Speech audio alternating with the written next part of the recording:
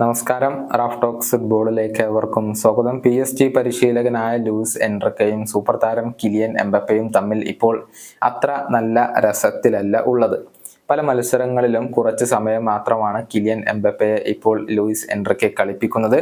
Mbappé Real മാഡ്രിഡിലേക്ക് പോകാൻ തീരുമാനിച്ചതിന് ശേഷമാണ് ഇത്തരത്തിലുള്ള ഒരു തീരുമാനങ്ങളിലേക്ക് പരിശീലകൻ കടന്നത് എന്നാണ് പലരും കണ്ടെത്തിയിട്ടുള്ളത്. അതായത് PSG മാനേജ്മെന്റിന്റെ പകപോക്കലാണ് ഇതിന് പിന്നിലെന്നുള്ള ആരോപണങ്ങൾ ഇപ്പോൾ വളരെയധികം ശക്തമാണ്. കഴിഞ്ഞ ഒളിമ്പിക് മാർസേക്കെതിരെയുള്ള മത്സരത്തിൽ PSG എതിരില്ലാത്ത 2 ഗോളുകൾക്കാണ് വിജയിച്ചിട്ടുള്ളത്.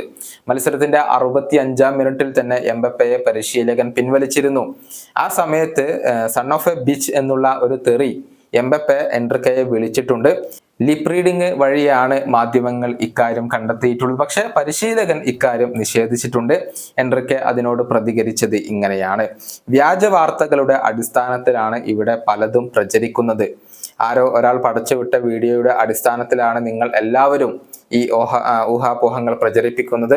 ഞാൻ ഇതൊന്നും കാര്യമാക്കുന്നില്ല. എൻ്റെ എല്ലാ താരങ്ങളുടെയും കാര്യത്തിൽ ഞാൻ സന്തോഷവാനാണ്.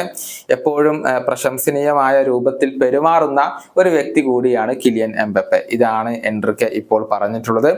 എംബപ്പെ റയൽ മാഡ്രിഡിലേക്കാണ് എന്നുള്ള കാര്യം ഉറപ്പായി കഴിഞ്ഞതാണ്. അദ്ദേഹത്തിന്റെ കോൺട്രാക്ട് പുതുക്കാൻ വേണ്ടിയുള്ള ശ്രമങ്ങൾ PSG നടത്തിയിരുന്നു. പക്ഷെ അത് ഫലം കാണാതെ പോവുകയായിരുന്നു.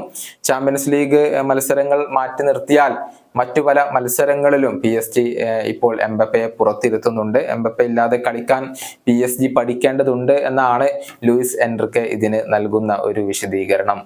ഈ വീഡിയോയുടെ അവസാനിപ്പിക്കുന്നു. കൊണ്ടും കാണാം.